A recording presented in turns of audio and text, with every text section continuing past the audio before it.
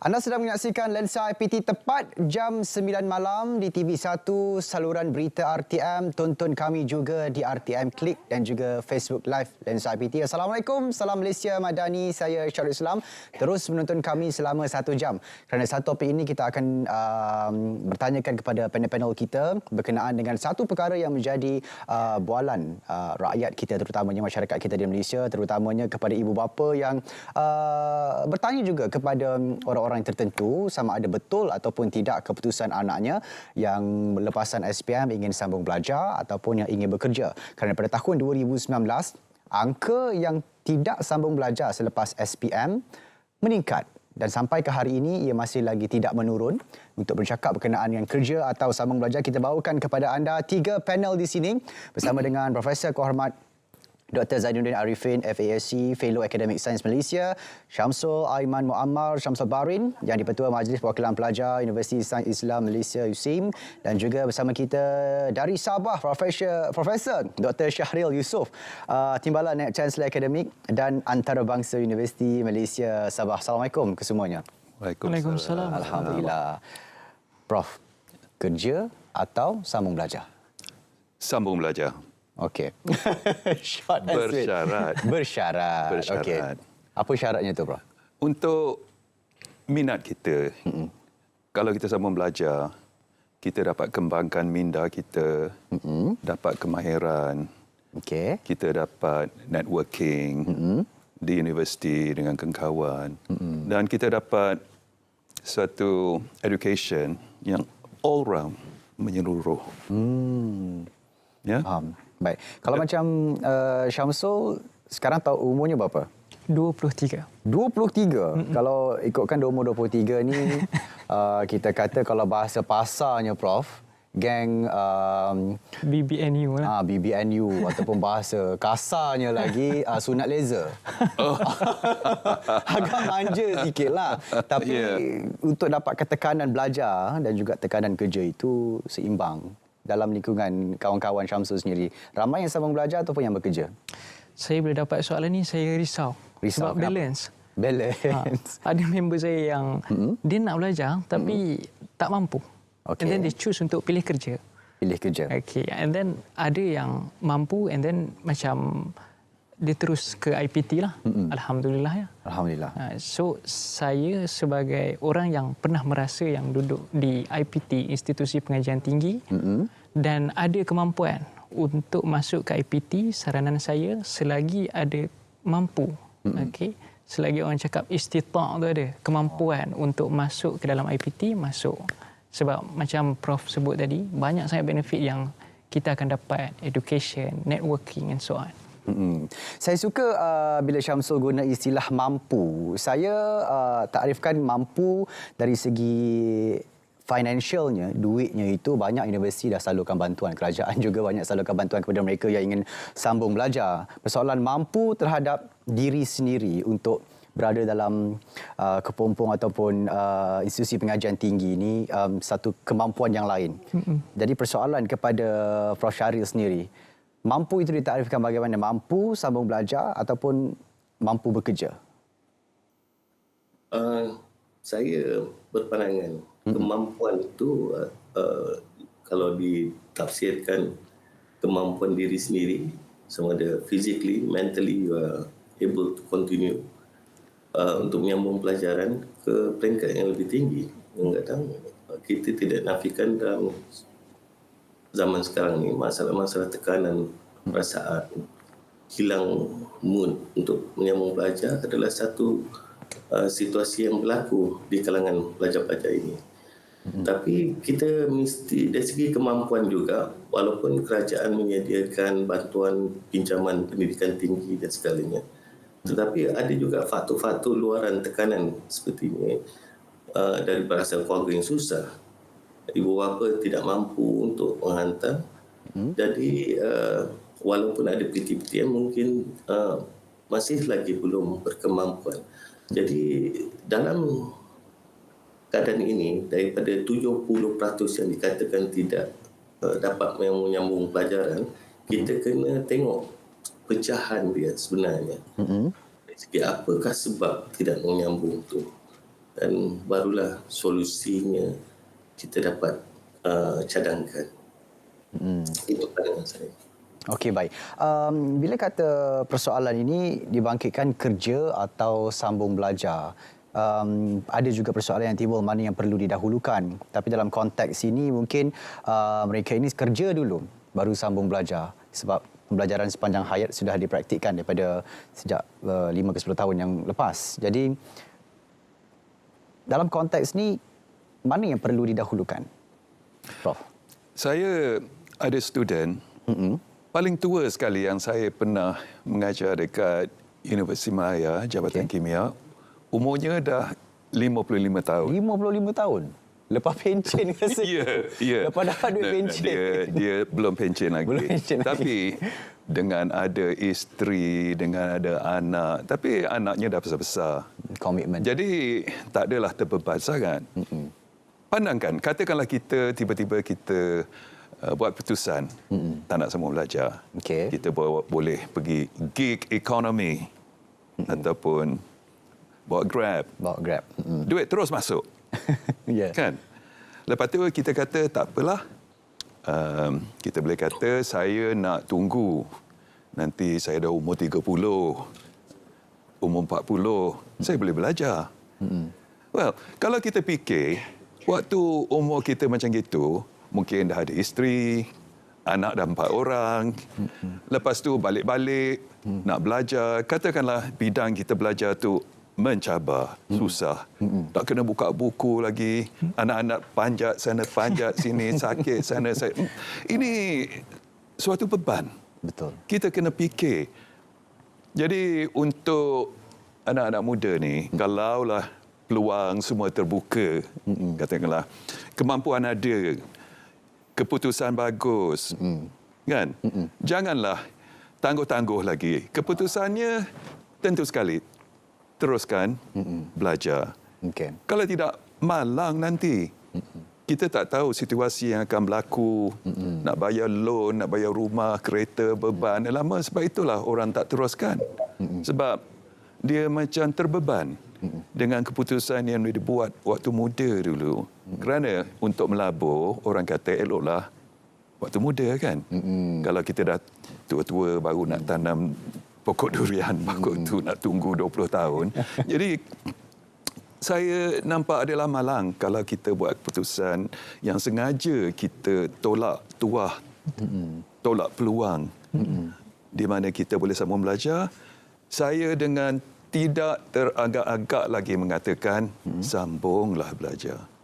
Itu nasihat bukan sebagai seorang tenaga pengajar kepada pelajar, tapi kata-kata daripada seorang bapa kepada anak-anak yang ingin melihat generasi yang terus sambung dengan generasi yang ada ilmu dan sebagainya. Bila tadi Syamsul sebut berkenaan dengan kemampuan daripada keluarganya, pelajar itu sendiri. Jadi persoalan kerja atau sambung belajar ini mungkin tidak wujud. Mereka akan terus pilih kerja untuk cari duit. Mungkin ada juga yang teragak-agak 50-50. Jika Syamsul berada bersama dengan kelompok yang begitu, apa antara saranan Syamsul akan berikan kepada mereka? Saya simple. Okay. Sebab sekarang orang muda adalah waktu-waktu ni orang cakap golden age. Dan golden age ni tempat untuk kita appreciate, sangat-sangat kena appreciate, enjoying the moment. Apa yang dalam life kita hari ni enjoy. Nanti kalau dah tua-tua, tak boleh buat apa-apa. Nak kait kelapa sawit pun dah tak boleh dah, Prof. Tapi macam student Prof tadi 55 tahun. Masih lagi kakak. Isteri 1 ke 2 tu? Kata 4 anak 4 isteri mungkin. Tu yang terbeban dia belajar. Okey, sambung tadi Syamsul. Jadi saranan saya simple. Selagi ada waktu emas, gunakanlah waktu emas ni baik-baik untuk tarah selagi boleh tarah ilmu yang ada dekat dalam bumi ini. Macam itu, simple. Okey, baik. Prof Syaril juga tadi ada sebut berkenaan dengan kemampuan sesuatu kelompok itu sendiri untuk menghantar anaknya sambung belajar. Mungkin dalam Universiti Malaysia Sabah sendiri, UMS sendiri, mungkin ada beberapa masalah yang sudah dikenal pasti. Ada yang sambung belajar satu semester, berhenti sebab tak mampu, dan terus sambung kerja. Itu satu cerita lain jugalah. Tapi persoalannya, kerja belajar itu tidak disambung. Di mana gagalnya, Prof. Syahril? Adakah kita ni setiap tahun, setiap bulan, setiap hari cerita belajar, tapi apa antara inisiatif yang masih lagi kita tidak dapat capai untuk bantu golongan-golongan yang sebegitu? Prof. Syahril. Untuk cakap inisiatif ini banyak telah dilakukan oleh kerajaan. Pertama, skim pinjaman PTPTN. Yang kedua, kita juga kerajaan juga memberi bantuan kepada B40. Di samping B40 yang disumbangkan bantuan oleh kementerian, selalunya universiti juga meletakkan sedikit dana untuk support pelajar-pelajar daripada golongan B40. Kita ada contohnya program sulung di mana anak B40 yang pertama masuk universiti akan dikecualikan yuran. Dan banyak inisiatif ini telah pun dilaksanakan. Tapi pandangan saya dalam konsep pendidikan tinggi, cara kita mengatasi fenomena yang tidak sambung belajar ini adalah menyediakan satu platform di mana anak-anak ini dapat mengikuti pengajaran ini yang dengan cara lebih fleksibel, lebih digemari oleh anak-anak muda sekarang ni. Dan ini telah terbukti apabila kita dilanda COVID selama 3 tahun, sistem pengajaran face to face atau yang tradisional itu tidak dapat dilaksanakan. Dan ini juga telah membuktikan kita juga berjaya menggraduatkan pelajar-pelajar secara yang lebih fleksibel. Jadi kalau ditanya saya adalah macam mana kementerian boleh mengatasi ini adalah menyediakan satu platform di mana pengajaran pendidikan tinggi itu dapat dilaksanakan secara lebih fleksibel. Kalau contohnya ada 2U 1K sekarang, 2 tahun di universiti, 1 tahun di rumah. 2 tahun di universiti atau 2 tahun di industri. Dan pelbagai lagi inisiatif yang kementerian telah laksanakan. Dan antara intipatinya adalah untuk membolehkan bagi separuh golongan itu melakukan pekerjaan semasa belajar juga. And then they can practice juga. Ini dilaksanakan di negara barat juga. Mereka bekerja part-time dan belajar bagi menampung kos pengajaran mereka. Dan inilah yang sepatutnya dan telah pun dibuat dan sedang diusahakan lagi oleh kementerian untuk menyediakan satu platform pendidikan yang lebih fleksibel dan lebih menarik dan juga lebih menambah nilai kepada pelajar-pelajar ini. Okey, baik, Prof. Syahril. Prof. Zadruddin, macam mana pendapat Prof. Zadruddin berkenaan dengan tadi Prof. Syahril sebut berkenaan dengan 2H 2U, 2 years at home, 2 years at university, 2H 2I, 2 tahun di 2U 2I, 2 tahun di universiti, 2 tahun di industri. Ini antara mod pembelajaran hybrid yang kita lakukan sekarang ini yang bermula mungkin tahun depan atau hujung tahun ini. UM dan juga UKM sedang melakukan kursus-kursus seperti hybrid ni. Jadi pendapat pada peningkatan trend pada tahun depan ke mungkin akan ada peningkatan mendadak kepada pelajar yang ingin masuk ke sambung belajar ke peringkat IPT sebagainya ataupun sama seperti sekarang ni? Mungkin ianya boleh digunakan untuk beberapa jurusan, tetapi katakanlah seorang student bidang perubatan. Okey. Dia nak break. Tapi dia punya schedule dia sangat pack. Jadi kalau dia break kadang tahun pertama, tahun kedua, kemudian dia break tahun ketiga, nak masuk balik dah jadi susah. Begitu juga dengan dentistry, pergigian, arkitek, surveyor. Jadi untuk profession ni, dia kalau nak break tu kadang-kadang oleh kerana banyak perkembangan dalam bidang itu telah berlaku, jadi bila dia masuk balik, ada kemungkinan dia boleh ketinggalan. Dia kena catch up balik semula. Jadi kalau boleh, untuk profession macam gini, kita kalau boleh tak payahlah nak break. Tetapi kalau untuk kursus-kursus yang lebih liberal lah, yang lebih fleksibel lah perkataannya kan, mungkin kita boleh break. Belajar 2 tahun, kerja, ataupun di barat kadang-kadang mereka kata nak melancong satu dunia untuk setahun berjalan, tengok selagi ada selagi larat lah nak tengok, kemudian dia sambung balik. Ini mematangkan student tadi bila dia sambung, katakanlah dia dalam political science ataupun sociology, ataupun dia nak benda-benda macam ini memang diperlukan. Tapi kita perlu ingat, masa saya pergi Jerman dulu, lepas tu student tu dia belajar pembinaan, buat rumah. Architecture. Ya. Lepas tu ada pula dia dalam kampung tu, dia dalam college dekat kampung tu, dia kata student kita mesti keluar daripada kampung tu untuk 1 tahun. Tak dibenarkan balik. Kalau dia balik aja, dia tak dapat dia punya... Fail lah. Ya, CJ. Untuk setahun, dia kena melawat selagi ada negara di dunia untuk melihat macam mana rumah-rumah dibina untuk satu dunia, satu negeri. Jadi dia pun pergilah. Dan memang tak boleh balik kampung dia. Tapi bila genap setahun dia balik, dia dah tengok daripada Jepun lah, China lah, India lah, Timur Tengah. Dia buat dekat kampung dia? Ya. Jadi dia sambung belajar. Yang ni sesuatu yang sangat valuable lah, satu yang sangat berharga dari segi pengalaman untuk sistem-sistem yang macam gini, yang ada unsur-unsur hybridnya.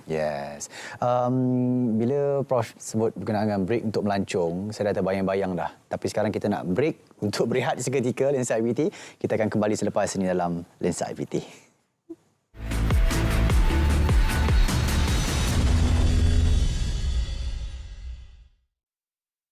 Hepatitis adalah penyakit keradangan hati akibat daripada jangkitan virus hepatitis. Hepatitis A yang berjangkit melalui pencemaran makanan dan air biasanya menyebabkan jangkitan hati yang akut dan tidak berpanjangan.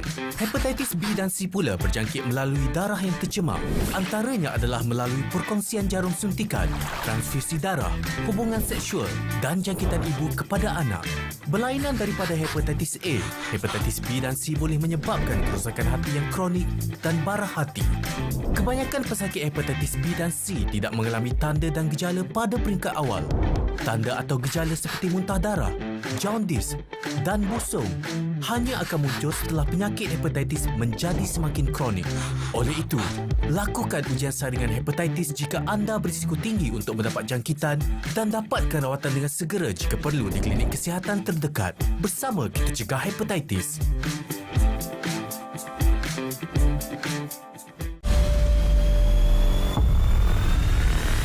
Sempena sambutan Hari Pahlawan 2023, pelbagai acara rasmi akan diadakan. Orang ramai dijemput hadir.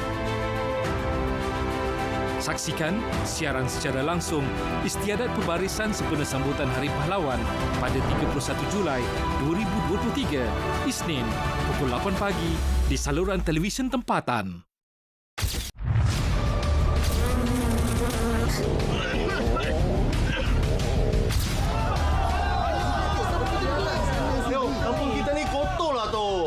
Saya pun sudah sakit perut ni tu. Kata kita ramai-ramai gotong royong bersihkan kawasan kita.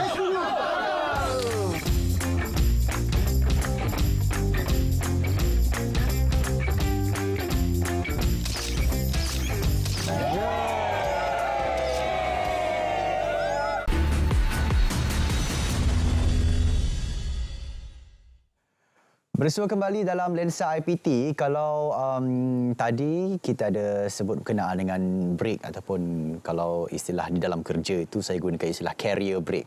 Saya baru lepas career break seminggu di Pulau Tioman.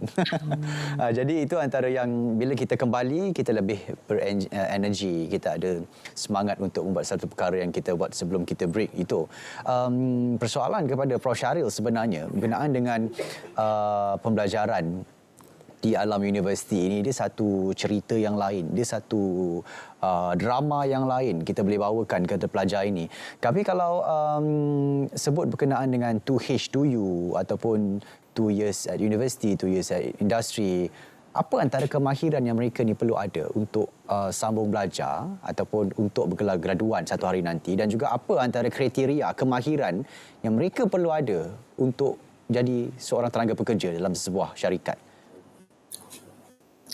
Pertama ialah macam diterangkan tadi, kalau in reality it's not just the knowledge, kematangan seorang pelajar itu adalah ciri yang penting juga, kebolehan komunikasi dan sebagainya. Jadi apabila kita dedahkan kepada industri lebih awal semasa tempoh pengajian, pengalaman itu boleh meningkatkan kematangan pelajar-pelajar ini. Dan juga di samping itu kita juga universiti ada program-program yang menghantar ke masyarakat. Contohnya di Fakulti Perubatan di UMS, kita ada program dinamakan PUPO, Perkongsian Universiti dan Keluarga di Kampung. Dan it is not one off. Selama 5 tahun pelajar tu kena pergi 3 kali setahun melawat keluarga angkatnya, buat program bersama keluarga angkat dan kampung. Jadi ini akan mematangkan cara pemikiran, cara pelajar kita melihat masyarakat, khususnya masyarakat bandar.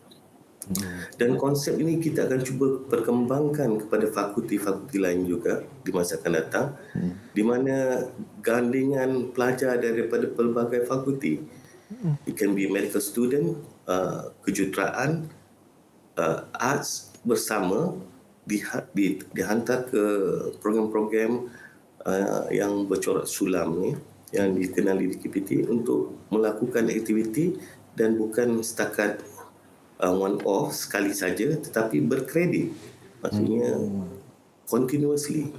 Yang itu kita cuba lakukan dan telah lakukan. Baik. Dan saya percaya ini akan mematangkan pelajar kita juga. Okey, baik. Saya suka bila kita ambil dari segi realitinya, bila kita bergelar graduan, ada yang katanya hidup suasana di universiti itu menjadikan kita matang, jadikan kita ada yang menggunakan istilah lebih manusiawi berbanding dengan sebelum universiti. Saya tak boleh nak nafikan, mungkin saya tak boleh nak setuju juga, tapi Prof Zainuddin, mungkin kalau selepas daripada bergelar graduan itu, apa yang saya pandang setelah bergelar graduan itu adalah kerja. Tapi sekarang ini pengangguran tu meningkat. Walaupun bergelar graduan sarjana muda, walaupun dapat. Prof, macam mana? Tadi disebut pasal kematangan tu. Biarlah saya katakan, universiti ini adalah untuk adults. University is for adults. Dia untuk student yang sudah matang. Kalau kita berfikir secara kanak-kanak, masih budak-budak, walaupun kadang umur 12 tahun kita dah cemerlang, pandai buat maths, itu ini, kita masuk kampus. Tengok-tengok suasananya adalah untuk orang dewasa. Dan kadang-kadang kita belajar anatomi, semua bahagian-bahagian badan yang untuk budak-budak dia geli-geli, dia tak boleh. Jadi biarlah universiti ini untuk orang yang matang. Sekarang, dari segi pekerjaan, soalan pertama, kebanyakan student, kalau kita tanya apakah tujuan kamu masuk universiti, jawapannya nak cari kerja yang setimpal, yang cocok dengan kemahirannya, dan syarat yang saya, gaji mestilah lumayan, yang lebih daripada purata lah. Jarang kita dengar, macam saya belajar dekat United Kingdom dulu. Ada bila ditanya student, kenapa awak nak masuk universiti ni? Oh, dia kata universiti ni bagus, sukannya bagus, sosial lah. Kata, you masuk universiti untuk enjoy ke untuk belajar? Dia kata tak. Seronok masuk universiti Cari tu. jodoh. Ada yang nak cari jodoh, dia kata cantik-cantik lah orang situ. Tapi hakikatnya kita dapati benda ni serius. Student-student masuk universiti kerana mereka nak mempertingkatkan kemahiran hidup. Mereka nak kerjaya yang bukanlah dead end, yang mati di situ. Kalau boleh kerjaya itu biarlah berkembang. Bila umur dia 30, gaji dia berapa, umur 40, dia dah memegang jawatan yang tinggi. Ini adalah benda yang logik. Jadi banyak student-student memang masuk universiti berkehendakkan kemajuan di dalam hidupnya. Dia nak tengok taraf hidupnya meningkat. Dia ada kereta, dia ada rumah, dia boleh tolong mak bapak, dia boleh tolong keluarga dia semua. Ini semua sangat penting apabila kita nak merangka seorang graduan yang akan keluar nanti. Okey, baik. Kalau Syamsul sendiri sebagai jadi betul YDP, MPP, USIM sendiri, kalau apa yang Prof kata tadi, masuk ke universiti ini bukan untuk enjoy, tapi untuk jadikan kehidupan kita ini sebagai kehidupan yang dijamin pada masa akan datang setelah bergelar graduan. Syamsul sendiri, YDP, MPP, macam mana tu? Nak belajar ke? Nak jadi kepimpinan ke? Macam mana balance kan? Apa yang membantu Syamsul untuk bekerja di masa akan datang dengan apa yang Syamsul libatkan diri sekarang? Right. Terima kasih Abang Syarul. Sebenarnya untuk soft skill dan orang cakap pembelajaran dalam kuliah, saya belajar daripada sekolah rendah, sekolah menengah, masuk Uniza dan akhirnya sekarang ni berada di USIM. Dan dulu masih kecil-kecil dulu memang abah dah ajar disiplin ni, kan, kepimpinan. Masuk dekat universiti makin diajar bab kepimpinan, jadi presiden sana sini, bla bla bla bla and so on. Cuma kita kena tengok pada pasak universiti itu diasaskan kenapa. Ada padang untuk main bola ke?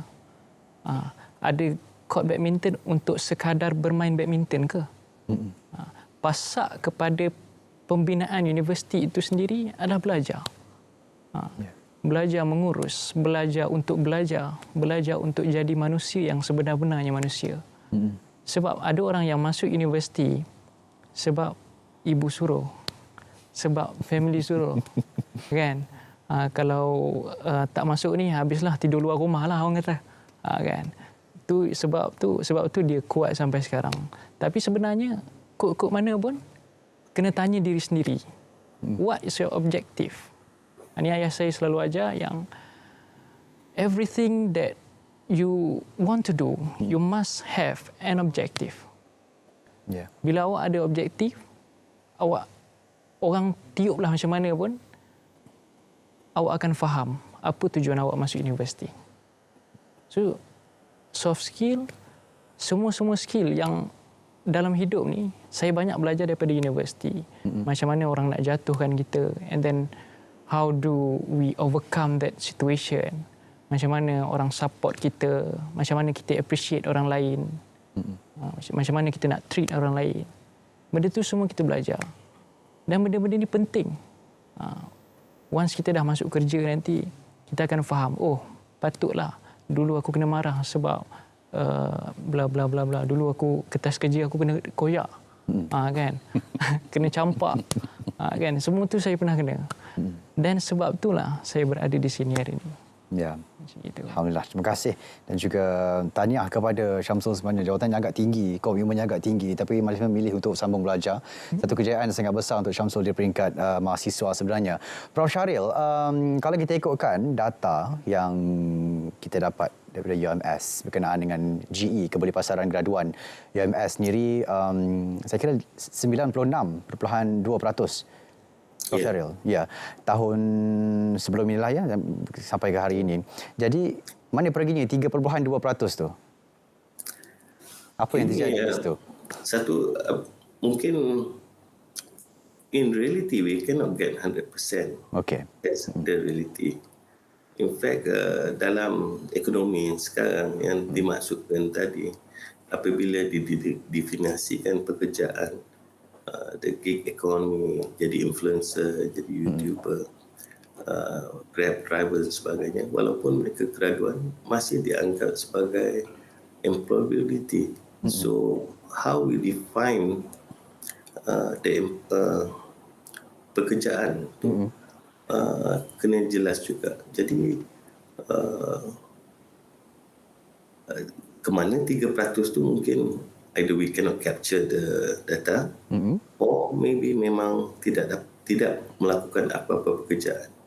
Tapi in reality definition of the employability boleh kita tengok apakah duduk rumah, bisnes online pun boleh dikatakan as employability dan pekerjaan sendiri, keusahawanan sendiri. Baik, saya agak setuju dengan pandangan Prof. Syahril sebab dunia sekarang kita tak boleh ukur pekerjaan tu yang sebagai pekerjaan yang masuk pukul 8 keluar pukul 5, masuk pukul 9 balik pukul 6. Kita tak boleh ukur itu sebagai satu pekerjaan. Mungkin pekerjaan tu kita luangkan masa dengan telefon 2 jam. Itu pun dah boleh dapat income ataupun gaji pada setiap bulan. Membawa kepada satu persoalan selepas ini berkenaan dengan pengangguran tu adalah faktor kepada mereka ini tidak memilih untuk sambung belajar dan memilih untuk kerja selepas daripada SPM. Tapi semuanya sebentar saja nanti. Kita akan berehat seketika, Prof. Kita akan kembali selepas ini dalam Lensa IPT.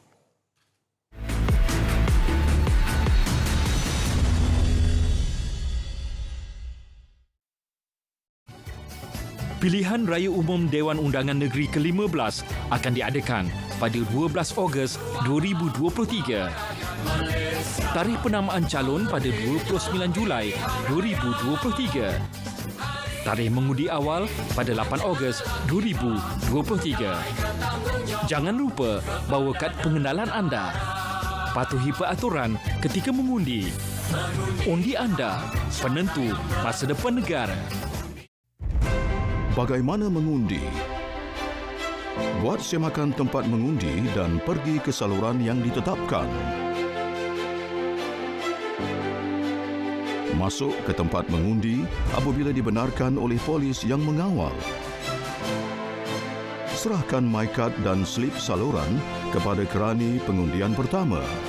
Tunjukkan kedua-dua belah tangan untuk diperiksa. Bergerak ke hadapan kerani pengundian kedua. Celupkan jari telunjuk kiri ke dalam botol dakwat pilihan raya. Dapatkan kertas undi daripada kerani pengundian ketiga. Tandakan pangkah pada ruang kosong bersebelahan nama dan simbol calon pada kertas undi. Masukkan kertas undi yang telah ditanda ke dalam peti undi. Keluar segera dari tempat mengundi setelah selesai. Laksanakan tanggungjawab anda. Kecemasan, boleh saya bantu? Encik, ada motor aksiden lah dekat sini, Encik. Langgar gajah kot. Encik, ada kebakaran lah di alamat 5 Jalan Tembikai Shah Alam. PGO dari FRT Shah Alam didapati tiada kebakaran berlaku di sini. Over.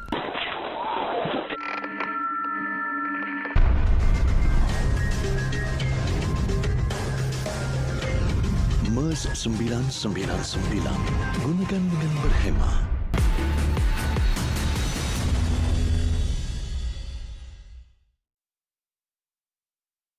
Saya ada bercakap berkenaan dengan keboleh pasaran graduan 4%, kurang daripada 4% daripada UMS. Saya kira itu satu pencapaian yang agak baik sebenarnya sebab untuk kita nak paksa pelajar ini sambung kerja, satu hal macam kita nak paksa mereka untuk sambung belajar. Persoalannya kadar pengangguran di universiti itu, graduan itu sendiri menjadi faktor utama kadang-kala kepada lepasan SPM ini untuk memilih tidak sambung belajar. Pendapat Prof. Zainuddin macam mana? Kalau kita tengok angka pengangguran di Malaysia, biasa bawah 4%. Kadang-kadang dia kata 36%. Tapi banyak ahli-ahli ekonomi akan menganggapnya sebagai full employment. Kerana ada dalam masyarakat kita ada orang-orang yang mungkin tidak mau kerja. Saya pernah dengar ada yang ambil perubatan, dah lulus. Tapi balik, dia kata dia tak nak kerja. Buat kek lah. Ya, ada buat kek. Atau dia kata saya bahagia jadi housewife, nak jaga anak, nak jaga suami. Jadi dia tak peduli. Orang kata, habis apa jadi dengan latihan yang dilakukan betapa susah? Dia kata, untuk pelajaran saya guna untuk diri saya. Jadi itulah nombor-nombor yang akan menjadi 3.6% ke 4%. Dan kalau kita nak 100% semua orang bekerja itu tidak berlaku di dalam masyarakat kita. Dan saudara sendiri tahu kan, kawan-kawan yang tukar profession atau tak nak teruskan. Kita semua dengar cerita-cerita macam itu.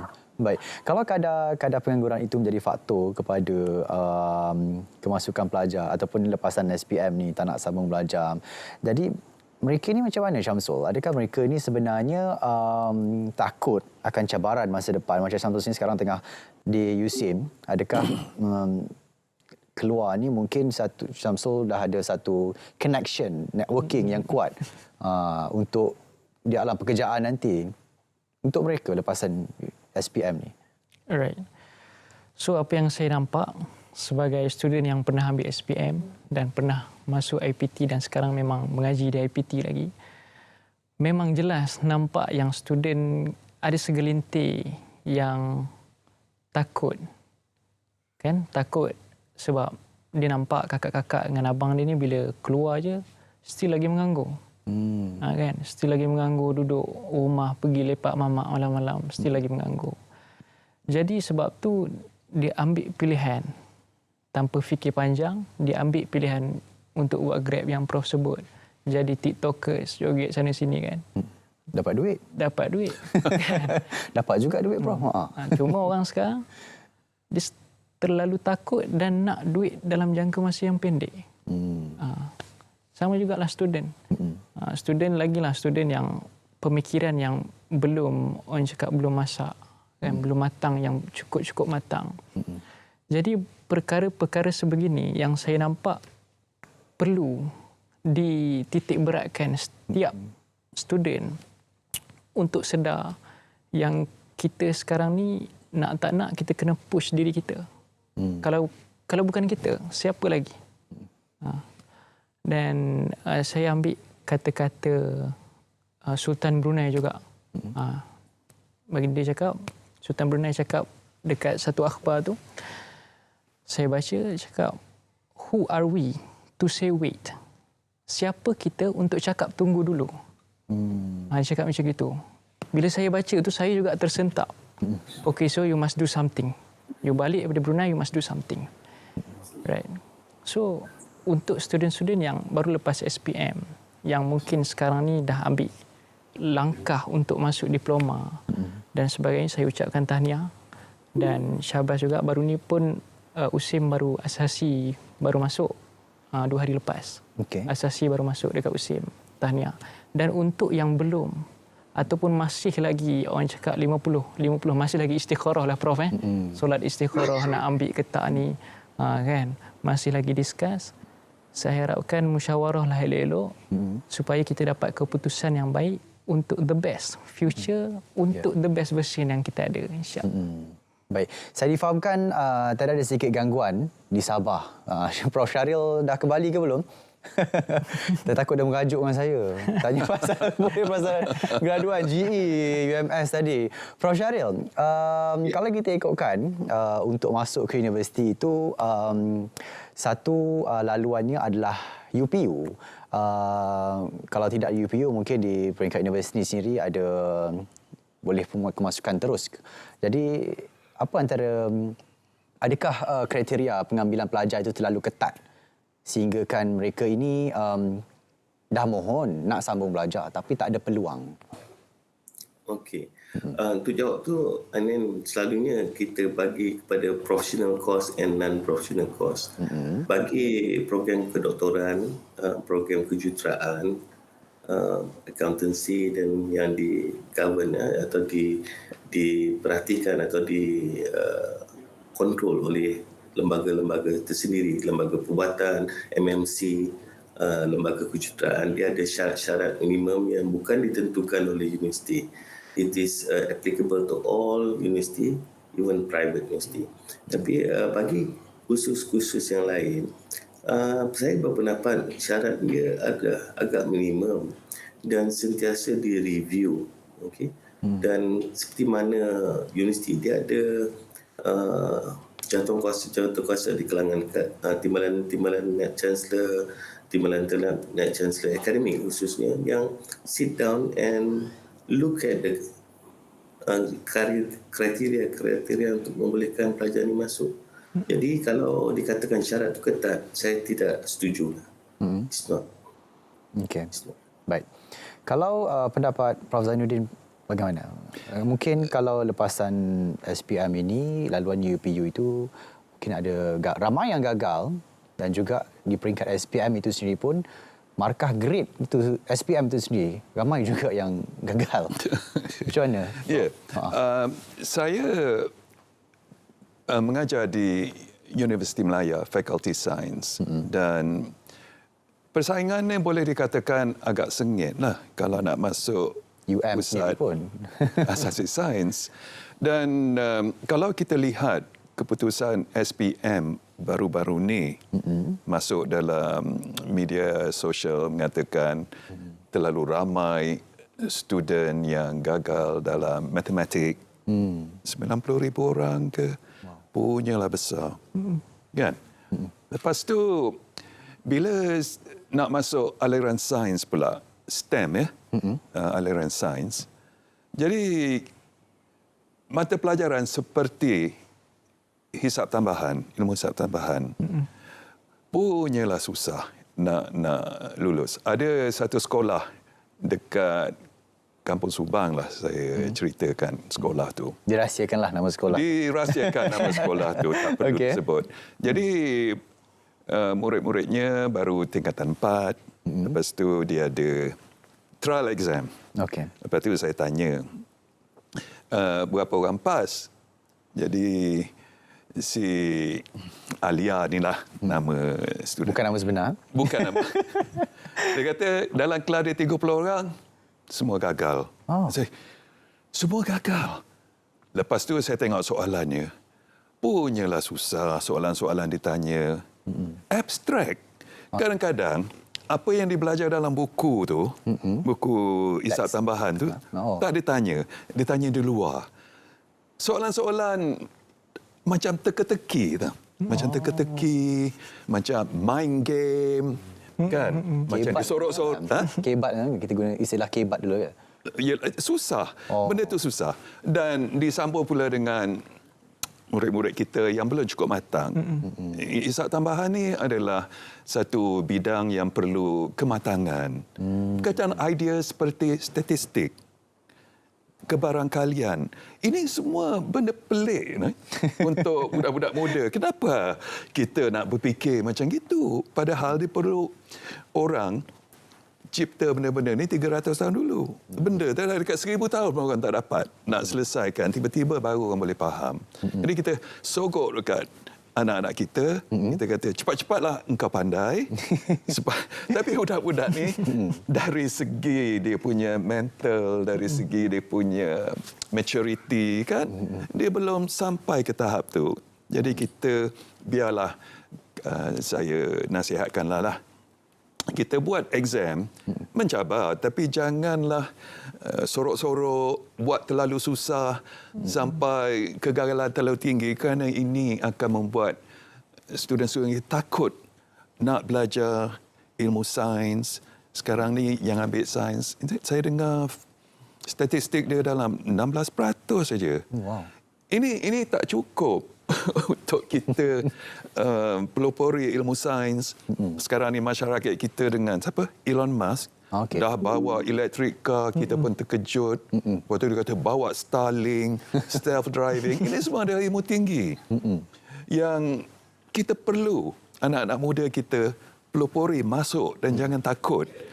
Dan biarlah exam-exam kita ni, kita kata adil lah kan. Katakanlah 50% boleh lulus. Jadi sedaplah kalau student tu dalam hisab tambahan kan, kadang sampai 4 jam satu hari belajar, berlatih. Lepas tu markah nak dapat 1-2 markah pun susah juga, kesian dia orang. Ya, jadi kalaulah exam tu boleh kita kata normal distribution kan, taburan normal orang kata adil. Jadi ini akan menggalakkan anak-anak kita untuk berani mengambil ilmu sains yang susah. Orang kata kita buat exam tu sikit, langkah demi langkah, lepas tu susahkan sikit lagi. Susah macam orang angkat berat, tambah sikit lagi, tambah sikit lagi. Janganlah buat terlalu susah sampai dia lari. Dia lari, lepas tu dia kata tak apalah. Give up. Bapak, baik saya bawa Grab. Banyak juga dapat duit. Nak buat apa susah ilmu yang susah yang dia sendiri tak faham. Bapak dia pun tak faham, tak boleh ajar anak dia. Bapak pun okeylah, asal aku dapat makan kan. Ya, sebab ilmu ni memang susah. Macam kimia, dia tak pernah buat bahan-bahan kimia, dia tengok formula apa ni dia kata.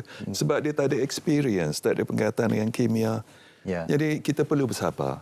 Dan kita kesian dengan anak-anak kita supaya jangan terceceh, teruskan. Dan saya harap IPT pun, universiti pun menganggap mereka dengan penuh simpati supaya putik-putik muda ni janganlah kita patahkan terlalu awal, kerana itu akan merugikan kita juga. Ya.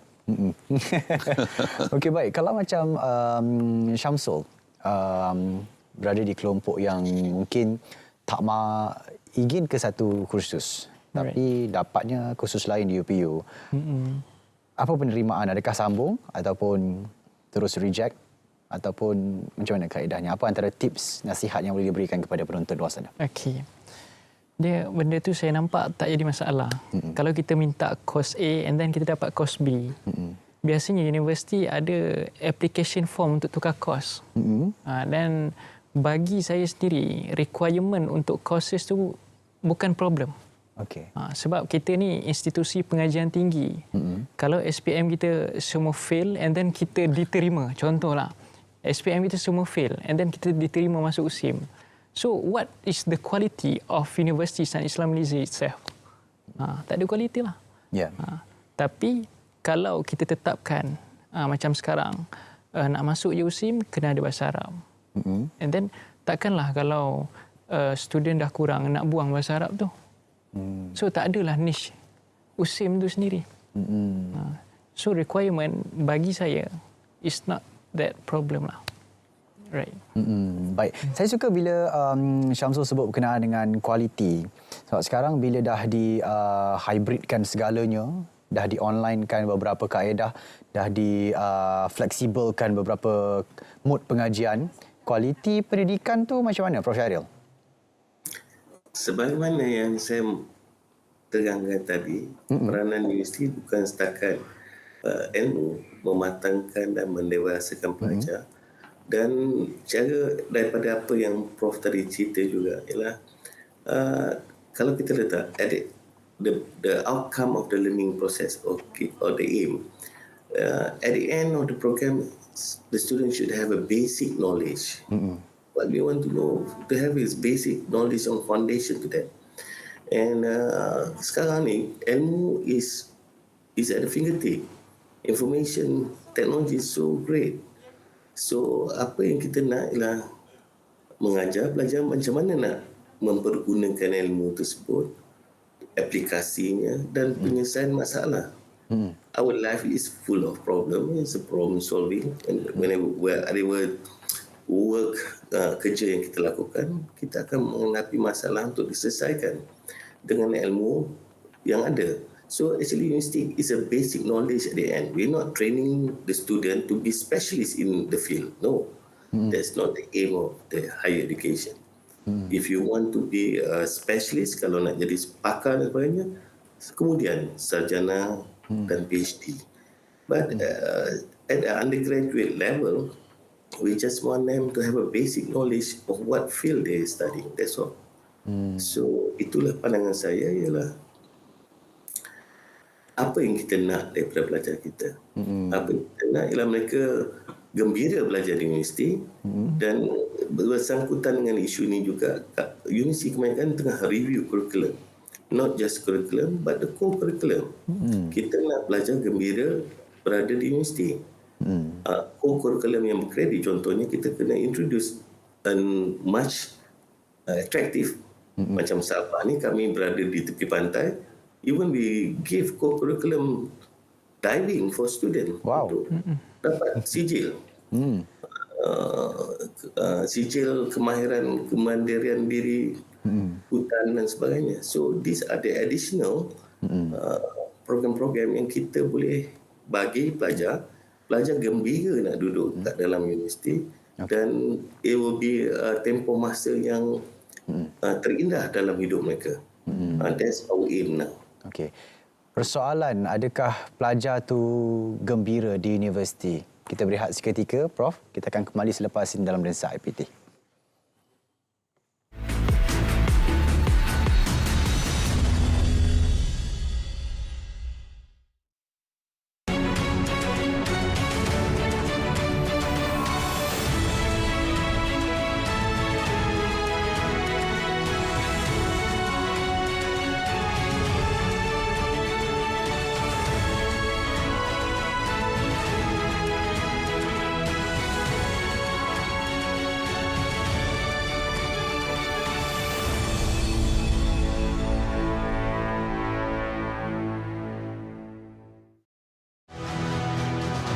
Tahun ni pun, sementara nak dapat hasil, sama ada 2 kali setahun ke sekali setahun, sementara nak dapat hasil tu, tunggu. Nak buat apa? Sebab itu tahun ni, saya bagi RM200 sebulan. Untuk 3 bulan sementara nak ambil tuai. Berapa orang dapat? 300,000 pesawat padi. Berapa belanja? RM228 juta.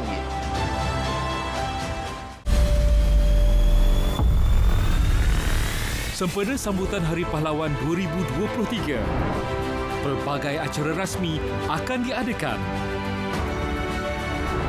Orang ramai dijemput hadir. Saksikan siaran secara langsung istiadat pembarisan sempena sambutan Hari Pahlawan pada 31 Julai 2023, Isnin, pukul 8 pagi di saluran televisyen tempatan. Helda memang telah mula, bahkan dah biaya RM128 juta untuk penyediaan tenaga serta rawatan pembekalan air bersih di Kompleks Sahabat. Saya umumkan subsidi diesel supaya perjalanan penjanaan tenaga dan rawatan air akan memberi manfaat kepada 43,000 penduduk sebanyak RM36 juta setahun.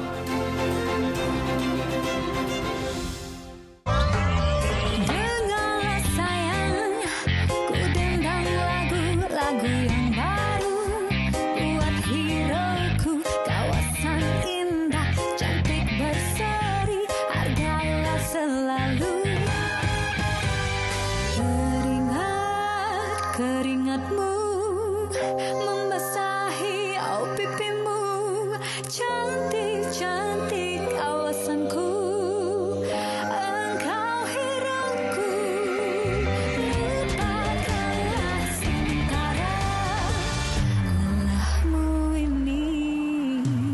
Jangan lupa dengarlah sayang, engkau hero yang tak didendam.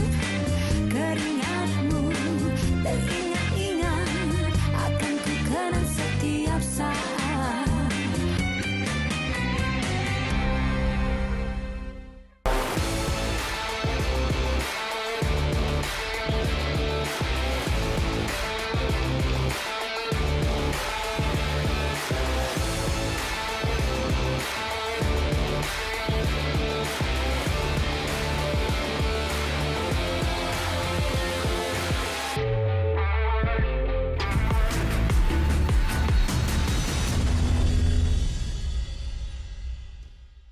Bersua kembali. Sebelum kita berehat tadi, kita ada tinggalkan dengan satu persoalan. Adakah pelajar-pelajar yang masuk ke universiti ini gembira macam Prof Syahril katakan tadi?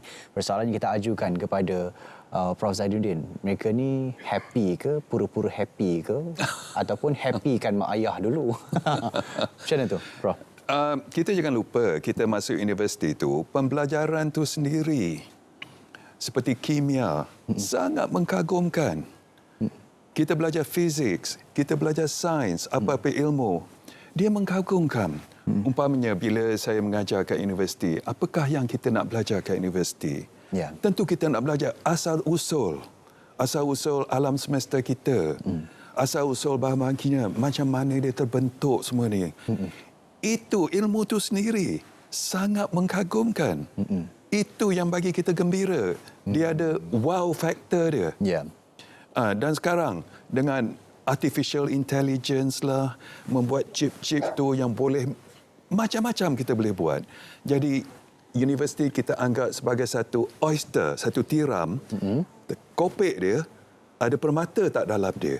Kadang-kadang banyak permata cantik-cantik. Dan universiti ini akan mengasah kita, mengajar kita macam mana nak mengopek tiram-tiram yang berharga ni. Jadi anggap pembelajaran kat universiti itu sendiri adalah hadiah yang sangat-sangat berharga. That is the reward that we get. Okey. Baik, Prof. Syahril, mungkin kita berada di penghujung rancangan. Secara ringkasnya, kerja atau sambung belajar, rangkumannya? Sebaik-baiknya sambung belajar. Okey. Kita macam kita kata tadi, we start early and we have, it's a lifelong investment. Dan perlu juga ingat, ini adalah untuk masa depan negara. We need a continuation, a succession untuk mengganti yang ada sekarang ni. Kita perlukan rakyat yang berilmu, yang boleh memajukan negara, mempertahankan negara. Sekiranya rakyat kita kurang berilmu, ini akan menjejaskan diri sendiri, bukan sahaja menjejaskan keluarga, tapi boleh menjejaskan negara di masa akan datang. Jadi untuk kepentingan ini, sambunglah belajar sebanyak sekiranya mampu, kebolehan, kemampuan, sambung. Itu nasihat saya. Baik, terima kasih Prof. Syahril atas nasihat. Terima kasih juga kita ingin ucapkan kepada panel-panel kita hari ini. Bersama dengan kita malam ini, Profesor Kehormat Dr. Zainuddin Arifin, FASC, Fellow Akademi Sains Malaysia. Kita bersama dengan Saudara Syamsul Aiman Muammar Syamsul Bahrain yang di-Pertua MPP USIM, dan juga daripada Sabah kita terbangkan Profesor Dr. Syahril Yusof, Timbalan Naib Chancellor Akademik dan Antarabangsa Universiti Malaysia Sabah. Terima kasih, dan saya rasa agak jelas topik kita hari ini dibentangkan kerja atau sambung belajar. Seimbang, tapi utamanya adalah sambung belajar, kerana itu adalah pelaburan buat selama-lamanya. InsyaAllah kita akan teruskan lagi perkongsian-perkongsian di Lensa IPT pada hari-hari yang akan mendatang. Hari yang sama, minggu yang sama, waktu yang sama, pada 9 malam di TV1, saluran berita RTM Klik, dan juga ikuti kami, perkembangan kami di Facebook dan juga Instagram dan juga TikTok Lensa IPT. Tapi kita akan berehat 2 minggu pada minggu depan, dan juga minggu lagi satu kita berikan laluan khas kepada siaran pilihan raya umum yang akan datang pada bulan depan. InsyaAllah kita akan teruskan bersama dengan anda untuk memberikan penerangan, pendedahan, dan juga kita berikan perkongsian berkenaan dengan institusi pengajian tinggi dalam negara. Terus setia bersama Lensa IPT. Saya Syahrul Islam. Assalamualaikum. Kita berjumpa lagi. Hingga semua terleka, begitulah kita ditakdirkan untuk bersama. Jika ku air wudumu menjadi serimu dalam 5 waktu, jika kau kuat percaya akulah jodohmu, jagamu selalu. Menarilah sayang di hari bahagia, di bawah bulan bintang, kasih kita berdua. Jangan bimbang sayang, kita harungi bersama, berdua selamanya, sampai ke hari tua. Mencintaimu, kalau tahu